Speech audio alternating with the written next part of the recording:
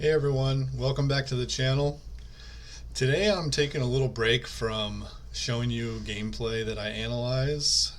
With Nationals a week out, I definitely wanted to talk a little bit about Bravo's matchup spread. So that's what I'm going to do today. I'm going to talk about these heroes, if we should be favored into them or unfavored, or if it's even.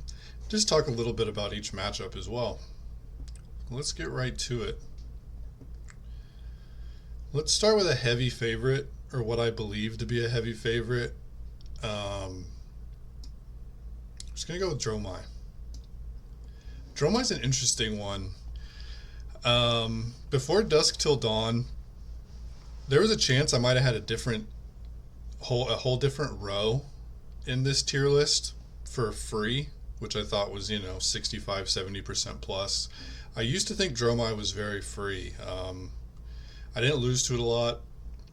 Could have been a skill issue. Maybe a lot of people weren't adopting the Empress build, which I believe is more difficult for us. Yeah, so I think this matchup is easy.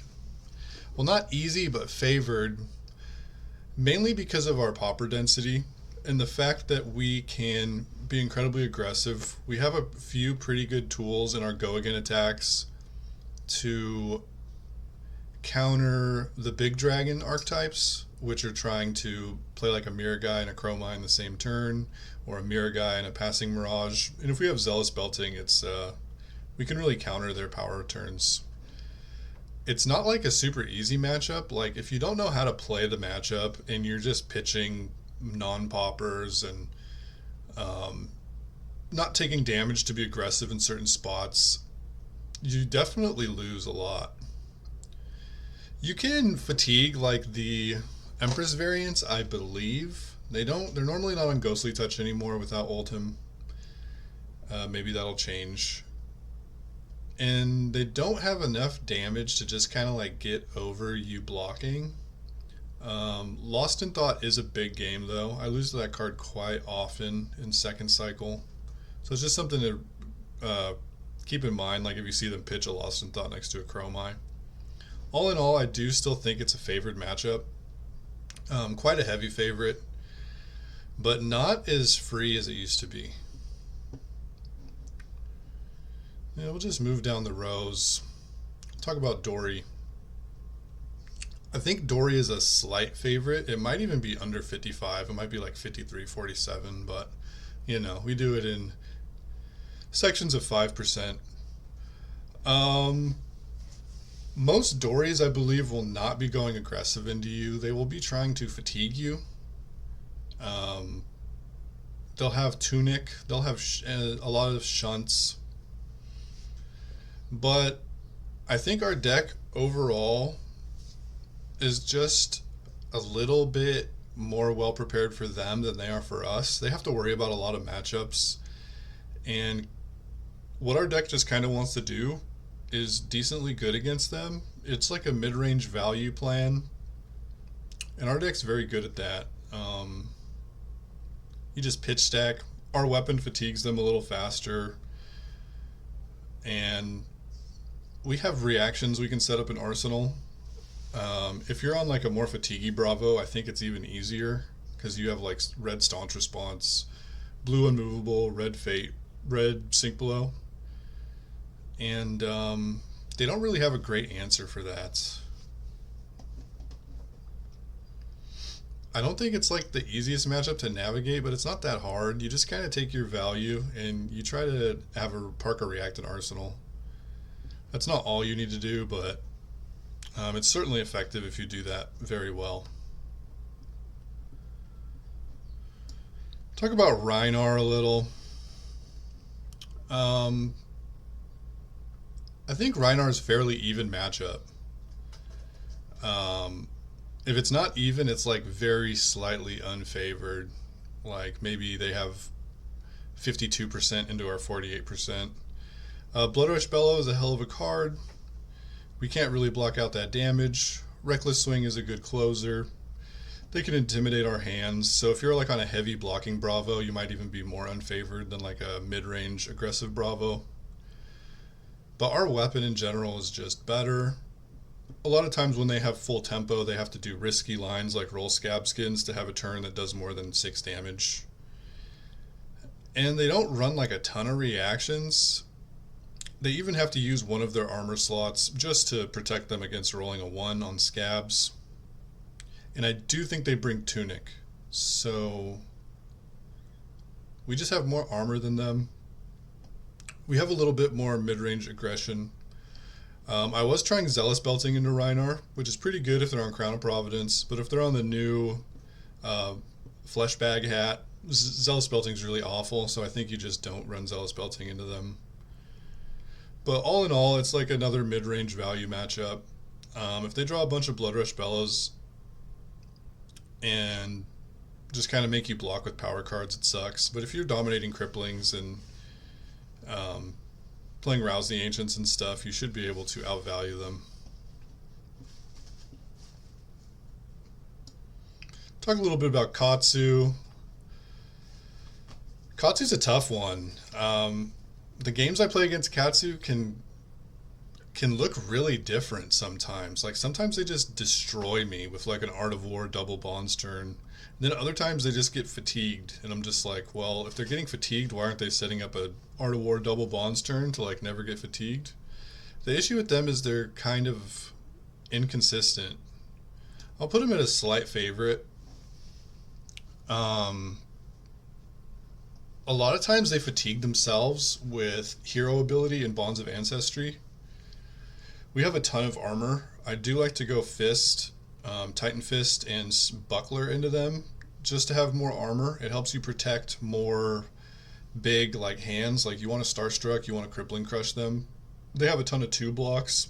They can't even really block those if you're not dominating them. And a lot of times you can just kind of let Surging Strike hit and use defense reactions on the Whelming Gust Wave that comes after it, or force them to fatigue themselves a card to go look for whatever Gust Wave. I found that the most of the time I'm winning against Katsu, it's because they just sort of have like an awkward turn, or they don't have like a fantastic turn. I think they need like one incredibly fantastic turn to beat Bravo. We just have so much disruption. We block very well. We have a ton of armor. They have like no armor. And I think for those reasons we're a slight favorite. Talk about Levia next, or Levia. She's a tough one. I kind of want to put her at unfavored. The issue is I don't really know. Like it could be pretty even.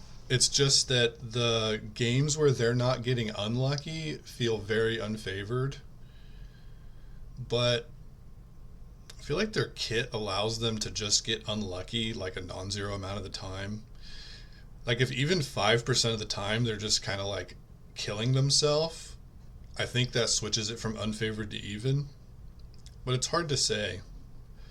They have a ton of just good value. Like not only do they play the 3 Bloodrush Bellows, which are obviously good, we know that from Rhinar, but they play Art of War, which is very good. If their Art of War lines up with Slitherpede, it's like super gross. It's just so much value for them. They have a little bit more armor than us. The thing is, they can just use all of it at once. Like where we have 9 armor, 2 of it's kind of hidden behind 2 Battle Worn, so we can only block 7 on 1 attack. They can just block 10 on 1 attack, sometimes even 12 if they're not running Gambler's Gloves. They have really good small hands, so they can just 2-card 9 with Endless Maw, which is tough. They have a Dominate endgame with Convulsions through the Bellows of Hell, which is tough. Of course, with their Reckless swings, they can close out games very easily. I don't even know what my main plan is into Levia. I've tried a lot of stuff. I've tried just like racing them.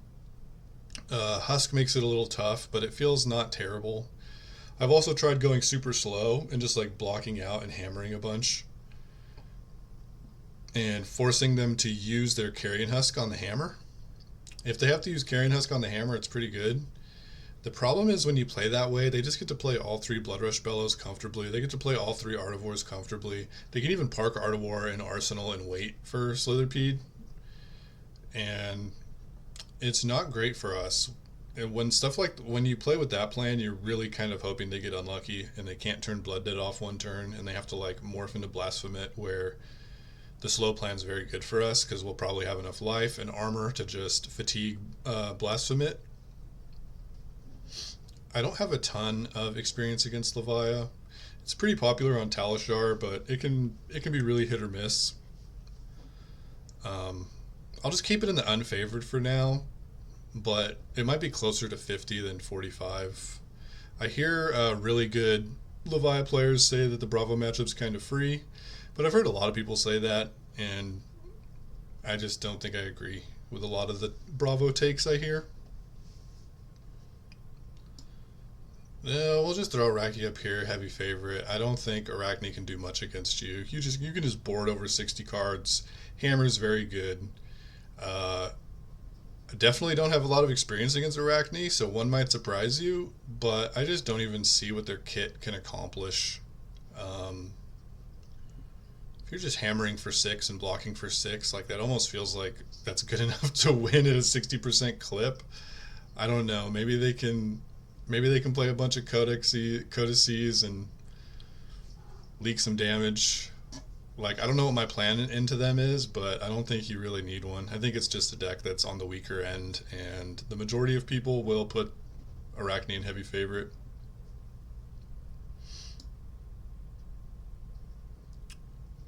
So, Azalea. If you're on red staunch response, I think it could be a heavy favorite. I don't run red staunch response though, so I'm going to put it as a slight favorite. I think Warmonger's Diplomacy is a huge tool against them. A lot of them are trying to bring like Dreadbore to counter the fatigue decks, but I really don't like that plan unless you know the Bravo is literally on like 12 defense reactions.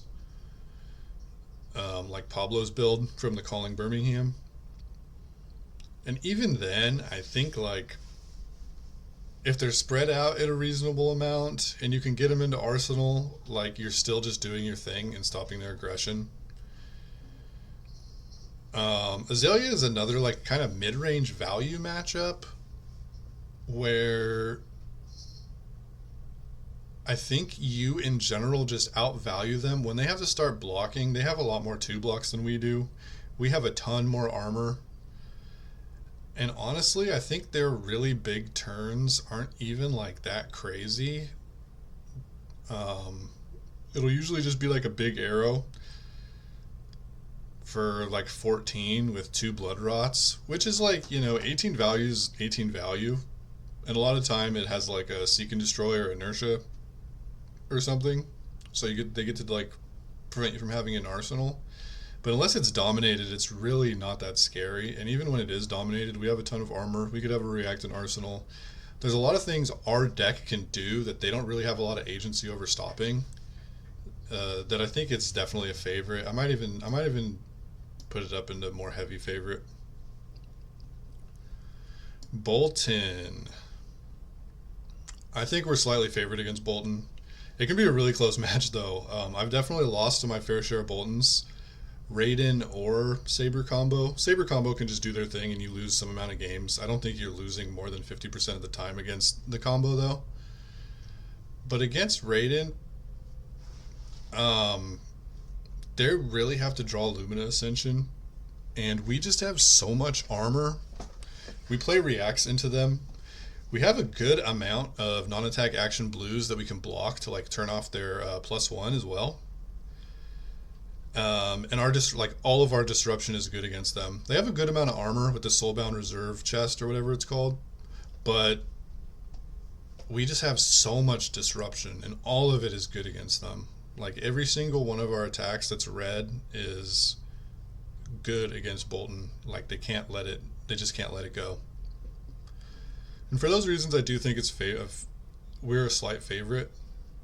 I don't want to say heavy favorite because Lumina Ascension is just a hell of a card, and an aggressive game plan into Bravo is a good way to curb the disruption. We have a lot of armor, but we can't use it forever. Um, and yeah, they don't have a lot of ways to like steal the game from us. If you manage their soul well, they can't really beacon for like an absurd amount to just kill you out of nowhere. Briar. I'm gonna put this here. Maybe I should like switch these around.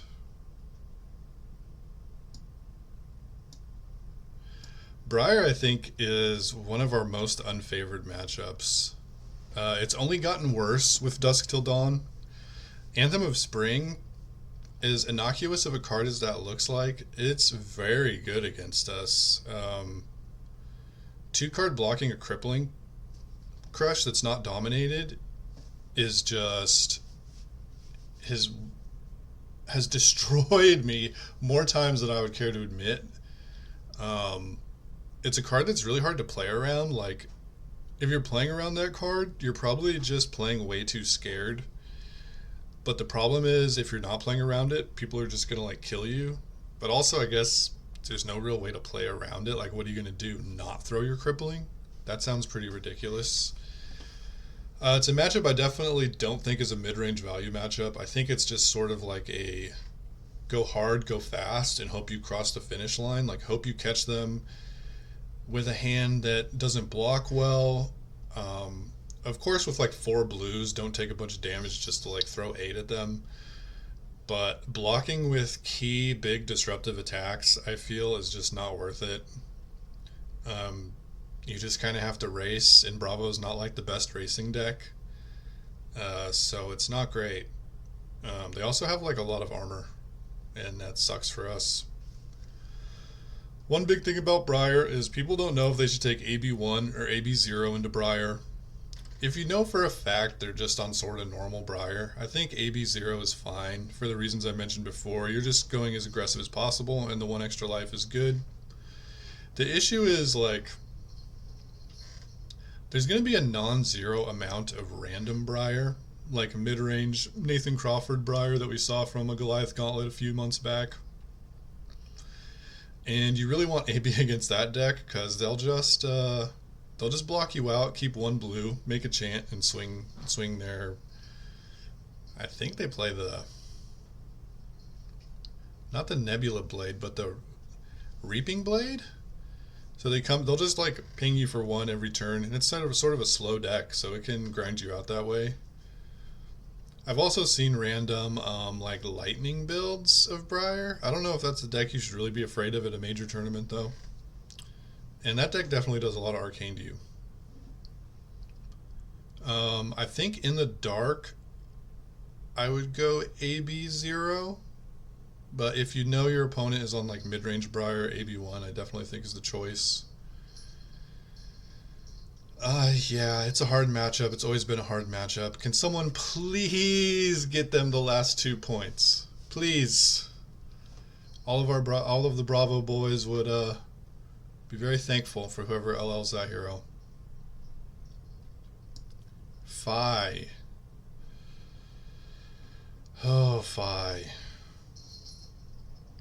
What once used to be a slight favorite, I believe is even now. The Kodachi build's really tough. They're bringing 3 Reinforce the Line, 3 Sink Below, so it's really hard to just be on an aggressive plan. I don't think fatiguing Fi is an option. I could be wrong, but Kodachis, like, they have 3 Kodachis, not just 2, so fatiguing them's quite tough.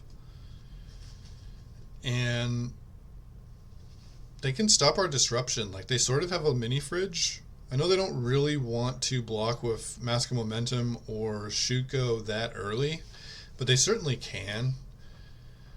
And interestingly enough, I think this is sort of like a mid-range value matchup. The way they approach it with all the armor and the 6 reacts and the Kodachis really lead me to believe that you don't want to be taking a shit ton of damage just to throw a big attack at them anymore. I think you want to be throwing undominated attacks and blocking if you can. But it's really weird. Like, I'm not 100% sure what we should be doing in Defy. It might even be slightly unfavored if they're on 3 reinforce and 3 sync, but I think it's still pretty even. Like, because we can high roll them, and they can draw some pretty bad hands. Like, if they draw 2 blues with full tempo, usually they just sort of lose an entire card's worth of value, although a lot of times it allows them to trigger, like, Threaten Mask twice. It should be kind of scary. Not sure what Shane is doing here. We don't have to worry about him anymore. Dash. I think most of the dash list you'll see will be like mid-range. They won't be on a boost plan into us. If they're on a boost plan into us, it's probably like our most favored matchup. We just block and fatigue them, and we'll have like 30 cards left by the time they fatigue. But most good dashes know that, and they're not going to do that. They're going to have like a sideboard plan with pistol items and defense reactions. And interestingly enough, I think against that version we still are a slight favorite. I think the days of pistol setup dash beating Bravo basically haven't existed since Everfest. I think back in like Monarch meta, if any of you remember 2 years ago, that deck just crushed Bravo. But this is before we had Terra Sunder. This is before we had Pulverize. This is before we had Macho Grande and Thunderquake.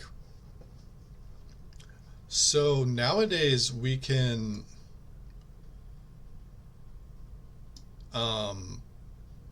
play the aggressor fairly well, and the onus is really on Dash to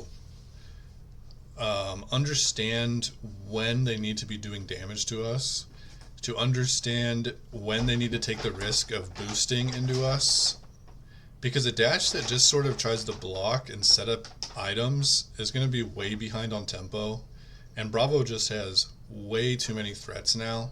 Like Starstruck is good against them, all the go again attacks are good against them, Crippling Crush is good against them, Spinal Crush is good against them, CNC Pummel is good against them.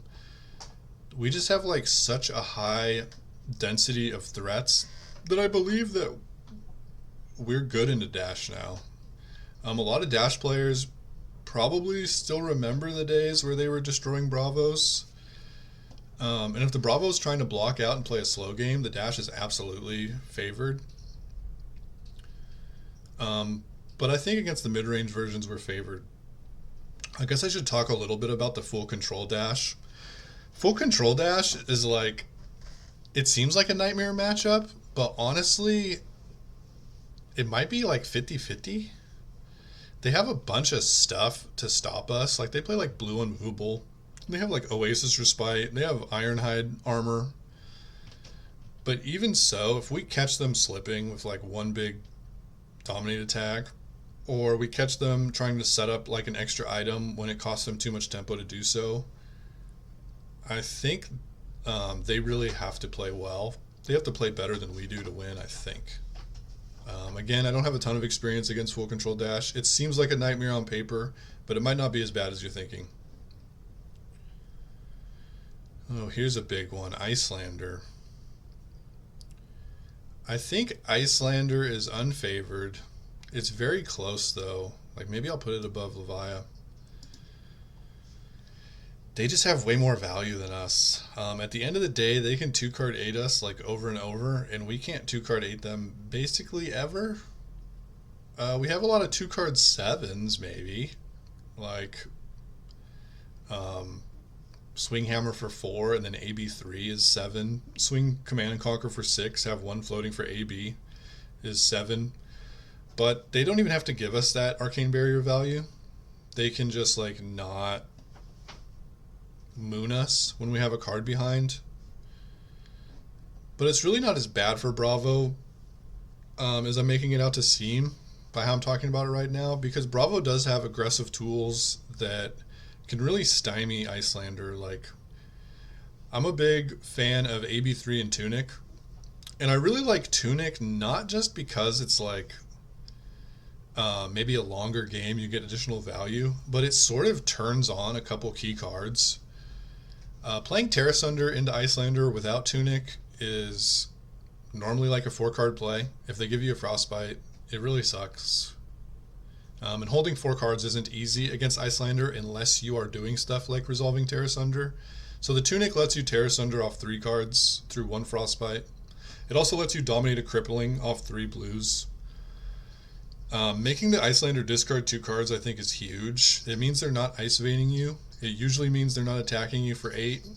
It usually just means they're blocking for 3, discarding 2, and then Arsenal Pass. And when you have a bunch of cards, you can start doing stuff like pummeling attacks, which is also very good against them because it's a lot of damage and they have to discard a card. So if they want to Ice Vein you, they can't really block. And a pummeled attack is like 12. You know, it's like 9 to 12 damage. I think it is a high skill matchup. I think the better player will win a lot of the time. But when both players are very good and understand the matchup, it can be kind of draw dependent. You don't want to draw 3 red hands against Iyslander because that means you aren't really playing your reds in a tempo oriented way. You're usually just using them to like block an attack if you're lucky. So it's definitely an interesting matchup. I do think we are slightly unfavored though. So I'll keep her at the top of unfavored. Kano. What can I say about Kano? This is a deck I completely ignore. I pretend like this deck doesn't exist, and if I play it, I just kind of throw my hands up and go, well, we'll see what happens, you know, like maybe I'll get you. And I probably play really bad against Kano. I have so many reps on Bravo that it might be doing myself a disservice by ignoring it. Like I have the time on the hero to have like Kano sessions and maybe get some percentage points there. But for a hero that is ultimately like under 5% of any metagame, it could also be a waste of time. I also think it's incredibly unfavored. We can't threaten their life without playing a bunch of cards, and I feel like they can just kind of kill us at will. They can decide when they want to kill us. So I'm going to keep him at the bottom of unfavored. Yeah, sorry I don't have much to say about Kano. I completely ignore the matchup. I pretend like it doesn't exist. And here we come to a big one, Lexi.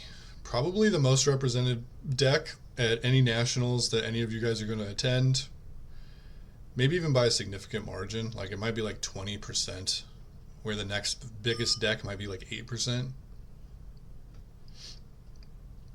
Back when Lexis were not prepared for fatigue, I thought we were slight favorites, maybe even heavy favorites, because they were just sort of losing to Warmonger's diplomacy and they were getting fatigued. As it sounds now, I think it's kind of even.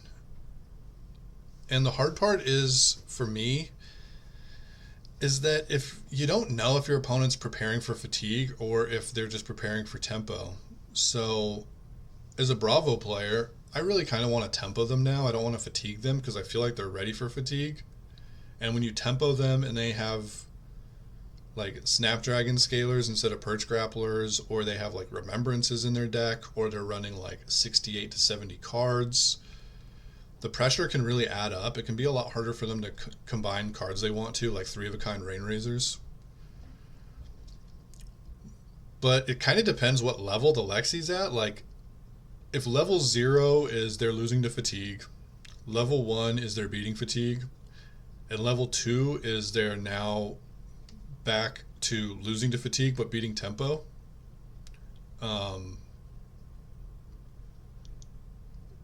You don't really want to be tempoing them because they just outvalue you.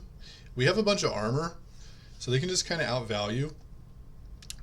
I kind of think we're slight favorites, but I'm going to put them at even just because it's a deck you really have to respect.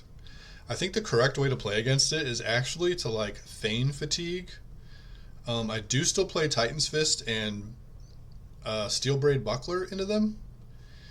And one of the main reasons for that is so that like they're not 100% sure what your plan is when you flip over your equipment. If you flip over a Nothos, like they can just go straight for value. The Buckler stopping breakpoints is good, like don't get me wrong. Like stopping a 5 breakpoint and then stopping a 4 breakpoint is very good against them. But that's not even like 100% the reason I want to bring the one hand in the shield. The biggest reason I want to bring the one hand in the shield is so that the Lexi doesn't know what I'm up to until, maybe turn 8. And by turn 8, maybe they like pitched a Rain Razors. Maybe they already took a turn off to set up some big hand. So yeah, it's very interesting. I think they're definitely a more powerful deck than Bravo, but Bravo can roll them, right? Like if you dominate a Starstruck, a lot of times they have to block with their chest, their Perch Grapplers, and their Hornet Sting to stop it, and then you're kind of free to Warmonger's Diplomacy them. If they're presenting Perch Grapplers though, and you go to fatigue them, it's not even like that bad for them because Perch Grapplers does have an activated ability. It's happened against me before when I tried to fatigue a Perch Grappler Lexi. They just kind of like activated it and had a big like four or five arrow turn, and it was pretty scary. The way I like to play against them is kind of slow, but still looking like not looking to full fatigue them, but looking to fatigue them with damage and just like pick your spots. Definitely not playing it like Briar where you just take a bunch of damage to deal a bunch of damage because they will outvalue you. Definitely not an easy matchup, even if it is a slight favorite. So scary, in fact, that I'm not even going to put him up at slight favorite. I'm just going to keep him at the top of even. Prism? Who knows, right? Does anyone have a bunch of reps into this deck? If they're playing like new Luminaris Heralds, like it's probably your most favorite matchup. If they're playing Iris, maybe it's even unfavored in the hands of a really good pilot. I have no clue where to put this hero. It's a hero I'm afraid of. Like when I'm in Vegas, I do not want my opponent to flip over Prism. Like my plan is simple: just try to kill them as hard as possible. Because they start at 32, maybe we can just get there. But they have a bunch of scary auras and stuff, so I don't really know where to put this hero at all. I'll put it at the bottom of slight favorite, just to put it somewhere. I wouldn't be surprised if it was like down here with Kano though. Viserai? I think we're pretty good into Viserai. I'll put it at the top of slight favorite. They really don't have an answer for Warmongers, and we get to play Warmongers. Traditionally, it was kind of even because they can just like pump out a lot of value, but I think now with Warmongers, we just have such a big matchup breaker that it's tough for them. The only thing they can really do to play around it is draw Mordred Tide plus read the runes on the turn that we Warmonger them, and don't think that's going to happen as often as they want. But it's still not free. I don't want to put it at heavy favorite because they can churn out a lot of value. And if your Warmongers are just kind of awkward, like they don't come early enough, or it comes on a turn where you have full tempo and you just want to throw an attack or something, you don't even get to like play it. Because I do think you'd rather like dominate a crippling, dominate a spinal, unless they have a bunch of armor. Yeah, I'm talking myself into heavy favorite. I'm going to put them at the bottom of heavy favorite. And the entire reason for that is just Warmonger's Diplomacy. Other than that, it's sort of like a disruptive matchup. I would say a little similar to Briar, but you can definitely play it a little slower than Briar. Maybe I should have. Here, we'll talk about Uzuri. That's like the only. It's like the only real deck left to talk about. I think Uzuri is a very even matchup. We might be slight favorites, but I'm going to put him at even. Ever since Bravo builds have been adopting Fate Foreseen in addition to Sink Below, the matchup's gotten a lot easier. That card is just so good against them. You know, it lets you block 3, and then if they flash something in, you just Sink Below or Fate Foreseen, and you get to keep 2 or 3 cards. Hammer out damages the daggers, so I think on a fatigue rate, you are just at a better fatigue rate. and they don't have too much stuff that's like terrible for you, and you have a bunch of stuff that's terrible for them. Like most of their effects are just like damage and or like. So I guess I should take that back. They have the way they beat you generally is outvaluing through damage with like looking for a scrap and getting ahead on life. I think this matchup more than any matchup on the entire list. At any point in the game, you can look at the life totals and kind of tell who's winning because the life total means so much in this matchup. The first person that has to start blocking like weapons is usually the person who's losing. So stuff like looking for a scrap and like zealous belting or pummel, stuff that's just like allows you to use bigger hands, is very good. They do have like shakedown, which in a lot of hands isn't that good against you because you can always just hammer for 6, but in some like 3 red hands can absolutely destroy you. Yeah, I think it's pretty even to slight favorite. I wouldn't give ourselves a 55% win chance, but I'd probably give us like a little higher than 50%. Our weapon's just more efficient than them. They can't really be on a full fatigue plan, I don't think, because hammer is just going to fatigue them better than daggers are going to fatigue us. They do have contracts to like banish cards off the top, but I don't think that makes up the difference. And if you ever get like a big hand where they don't do anything, they just like dagger pass, and you have like dominated crippling and they don't have a way to stop it, you can just run away with the game right then and there. And I don't think they have anything that they could say the same thing about. Riptide, we'll just put him all the way at the top of heavy favorite. I think it's even more favored than Arachne, because Arachne, I don't know, maybe can do some scary stuff, but I don't think Riptide can ever beat you just blocking for 9 and hammering for 4. You're on the full fatigue plan against Riptide. I don't bring Titan Fist and Buckler anymore, though. I used to for some reason, just because I thought more block was better on a full fatigue plan. But if you bring a Nothos and you never attack for 6, you only attack for 4, like you don't even turn on their traps. So keeping all their traps off is definitely good for you. The trap effects can be pretty costly, like Boulder Trap can be worth 5 if they get to put a counter on a unused Crater Fist or unused Tectonic Plating. So I definitely just bring a Nothos and hammer for 4 and block 9 and make them do stuff.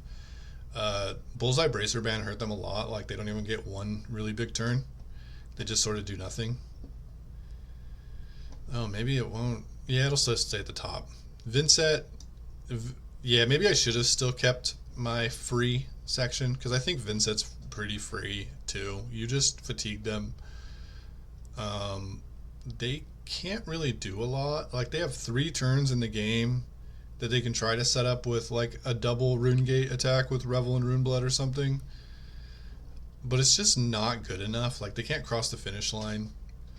You just fatigue them and hammer, fatigue them and hammer. If they don't do anything that threatening, you can take the damage and send back like a huge Crippling Crush. I don't think they can afford to play Husk, so like your Crippling Crushes are usually pretty good. If they do play Husk, well, you wait until they use it, and then you just have a win condition. They are bringing Pummel, but you just save Sink Below and Fate Foreseen for the Pummel. And it can get a little awkward if they use the widespread that like banishes your arsenal, so you can't just like keep a defense reaction in there. But honestly, you'll just use the reaction on the widespread Arsenal Destroyer and move on, and like maybe they pummel you, whoop-de-doo. They don't have enough gas, I don't think, to get there. Like it's very, very, very, very tough for Vincent to beat you. Like it might even be above Riptide. Although I don't think I've lost to Riptide once in like 12 games, but I've only lost to Vincent twice in like 55 games. So yeah, these are pretty interchangeable, but they're both quite free. So in conclusion, I think Bravo is in a very good spot. Like if we look at these decks, the only one in unfavored that we think will have a high representation is Iyslander. Livia might not even be unfavored. The only reason I put her there is because it's scary when she's like doing her thing. You don't have a lot of agency. You just like kind of lose the game. But there is a chance that she just beats herself, and if she does that enough, like it might be even, might even be slight favorite. I don't know. I'm no Livia expert.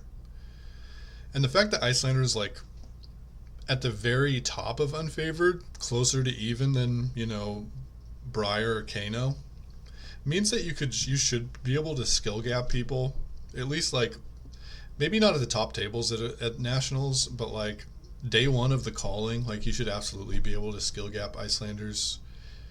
It's also a lot harder of a deck to play than Bravo, so if people are picking up the deck due to its recent success, they're probably just not going to be where they need to be to beat competent Bravo a lot of the time.